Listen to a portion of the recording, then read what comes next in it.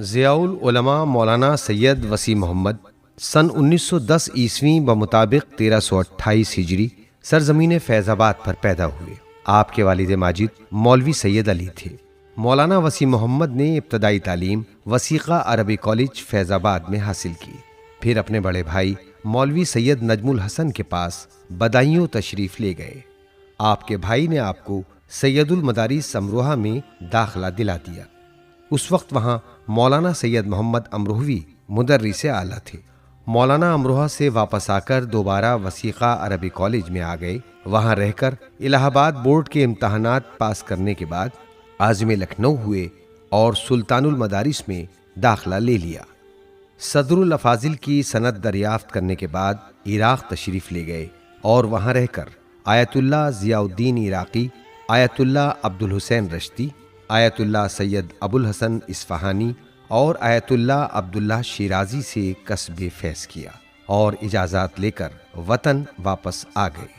ایک عرصے تک بدایوں میں امام جمعہ و جماعت کی حیثیت سے مقیم رہے۔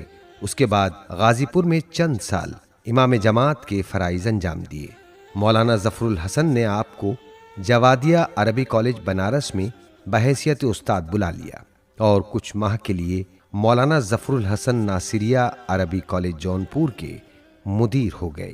جب ظفر الملت بنارس واپس آ گئے تو مولانا وسیع محمد ناصریہ جونپور کے پرنسپل مقرر ہو گئے۔ مولانا سعادت حسین خان سالہ سال تک وثیقہ عربی کالج فیض آباد کے پرنسپل رہے۔ جب وہ فیض آباد سے لکھنؤ منتقل ہو گئے تو مولانا وسیع محمد سن 1955 عیسوی میں ان کی جگہ پر وثیقہ عربی کالج کے پرنسپل مقرر ہوئے۔ ضیاء العلماء وطن میں رہ کر درس و تدریس اور مختلف قسم کی دینی خدمات اور شرعی ذمہ داریوں کی ادائیگی میں مصروف ہو گئے۔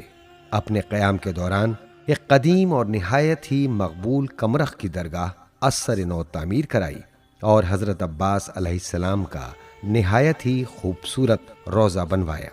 سن 1977 عیسوی میں وثیقہ عربی کالج سے ریٹائر ہوئے تو مولانا ابن حسن نونہروی نے آپ کو مدرسۃ الواعظین لکھنؤ میں وائس پرنسپل کی حیثیت سے بلوا لیا اور علامہ نونہروی کے انتقال کے بعد سن 1980 میں اس مدرسے کے پرنسپل مقرر کر دیے گئے اور اس عہدے پر تا حیات رہے۔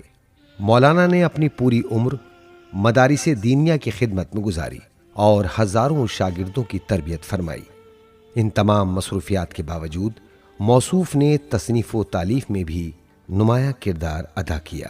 آپ کے آثار میں سے الرضیع الزامی اور ضیاء الغدیر قابل ذکر ہیں۔ ان کتابوں کے بارے میں اتنا کہنا کافی ہوگا کہ علماء ان سے استفادہ کرتے ہیں۔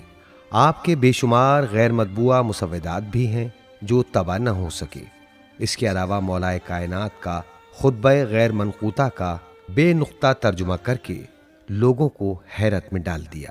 رسالہ الجواد میں علامہ فلکی، آصف فیض آبادی، ضیاء الملت، ضیاء العلماء اور ضیاء حسینی کے ناموں سے آپ کے مقالے چھپتے رہے ہیں۔ تصنیف و تالیف کے علاوہ شعر و شاعری کا اعلیٰ ذوق تھا، لیکن یہ ذوق صرف مداحی اہل بیت میں صرف ہوتا تھا۔ علم کے ساتھ حلم، سخاوت، ایثار، خطابت میں بے مثل، بیانات بے نہایت علمی و دقیق، سادگی، تقوی، صلہ رحم، حکمت، تدبر، شاعری اور حاضر جوابی۔ ایسا معلوم ہوتا تھا کہ یہ صفات آپ ہی کے لیے وضع کیے گئے ہیں۔ انکسار و تواضع کی تصویر اس واقعے سے ظاہر ہوتی ہے کہ ایک جگہ سالانہ مجلس تھی۔ بانیان مجلس میں سے ایک بھائی نے آپ سے مجلس کا وعدہ لے لیا اور دوسرے بھائی نے دوسرے خطیب سے وعدہ لے لیا۔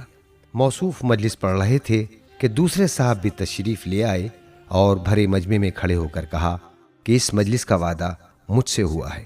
مولانا وسیع محمد نے جیسے ہی سنا فوراً ممبر سے اتر آئے اور خود ہی فرمایا بسم اللہ۔ وہ صاحب ممبر پر تشریف لے گئے اور پوری مجلس پڑھی۔ موصوف پوری مجلس زیر ممبر بیٹھے رہے اور کسی سے کوئی شکایت نہیں کی، حالانکہ دوسرا ذاکر صرف ذاکر تھا۔ ایثار و قربانی کا یہ عالم تھا کہ طلاب کے قیام و طعام کے اخراجات اپنی جیب خاص سے ادا فرماتے تھے۔ چونکہ وثیقہ عربی کالج کا عمومی چندہ نہیں ہوتا بلکہ وقف بہو بیگم سے بتوسط حکومت کچھ رقم ملتی تھی جو مصارف دارالاقامہ کے لیے ناکافی تھی۔ چنانچہ ایک مرتبہ دکاندار کا قرض کافی ہو گیا تھا۔ دکاندار نے سختی سے تقاضا کیا اور صاف کہہ دیا کہ پہلے مکمل قرض ادا کر دیجئے، تب نیا قرض دیا جائے گا۔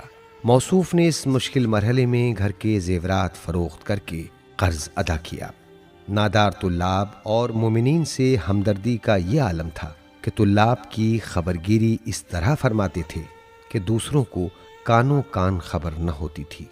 بہت سے ایسے طلاب کو اس وعدے کے ساتھ لاتے کہ ان کے تمام اخراجات کی ذمہ داری میری ہے۔ دوسروں کی ہمدردی ان کے خمیر میں تھی۔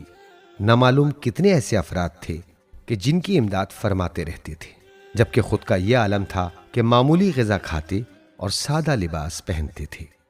مولانا سید محمد جابر جوراسی الجواد ضیاء العلماء نمبر میں لکھتے ہیں کہ موصوف کی ہمدردی و سخاوت کے بعض واقعات کا میں عینی شاہد ہوں۔ اکثر دوسری جگہ کے نادار طلاب کے خطوط آتے، انہوں نے میرے ذریعے کئی 100 کے منی آرڈر کروائے۔ ایک مومن کا مکان رہن رکھا ہوا تھا جو بہت پریشان تھے۔ مجھے شب میں انہوں نے 4,500 روپے دیے اور فرمایا کہ جاؤ خاموشی سے یہ رقم انہیں دے آؤ اور کہہ دو کہ مکان چھڑا لیں۔ ایک مرتبہ شب میں ان کے ہمراہ جا رہا تھا، فرمانے لگے خدا کا شکر ہے کہ امسال سال بھر کی ذاتی دیگر آمدنیوں کے علاوہ جو بسلسلہ ذاکری ہوتی تھیں، مجھے 1 لاکھ کی رقم 2 مرتبہ یہ کہہ کر دی گئی کہ یہ آپ کی رقم ہے، جس طرح چاہیں خرچ کریں۔ لیکن معبود گواہ ہے کہ میں نے کسی غریب لڑکی کی شادی کرا دی، کسی کا مکان بنوا دیا اور دیگر امور خیر پر صرف کیا، مگر اپنی ذات پر 1 پیسہ خرچ نہیں کیا۔ 6 جولائی سن 1984 عیسوی میں جب ایران سے اپنے وطن واپس پلٹ رہے تھے تو آپ کی طبیعت بہت خراب تھی۔ ہوائی جہاز میں طبیعت اور زیادہ بگڑ گئی۔ مولانا روشن علی سابق پرنسپل منصبیہ عربی کالج میرٹھ آپ کے ہمراہ تھے۔ انہوں نے ہوائی جہاز کے عملے کی مدد سے مولانا کو ہوائی جہاز سے اتارا، اس لیے کہ ان کے پیروں میں چلنے کی قوت نہیں تھی اور داہنی جانب فالج کا اثر ہو گیا تھا۔ مولانا روشن علی اپنے کسی عزیز یا دوست کے گھر لے گئے اور دوسرے دن مولانا سید شمیم عالم امام جماعت امامیہ مسجد ممبئی کو خبر دی۔ انہوں نے مولانا کو حبیب اسپتال میں داخل کرا دیا۔ تقریباً 2 سال تک مولانا ممبئی، فیض آباد اور بنارس کے ڈاکٹروں اور میڈیکل کالجوں میں زیر علاج رہے۔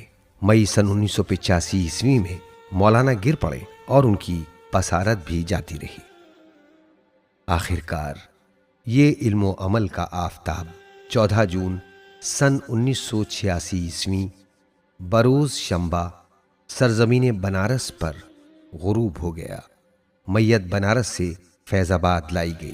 مولانا شمیم الحسن کی اقتداء میں نماز جنازہ ادا ہوئی اور مجمع کی ہزار آہ و بکا کے ہمراہ مولوی باغ نامی قبرستان میں سپرد خاک کر دیا گیا۔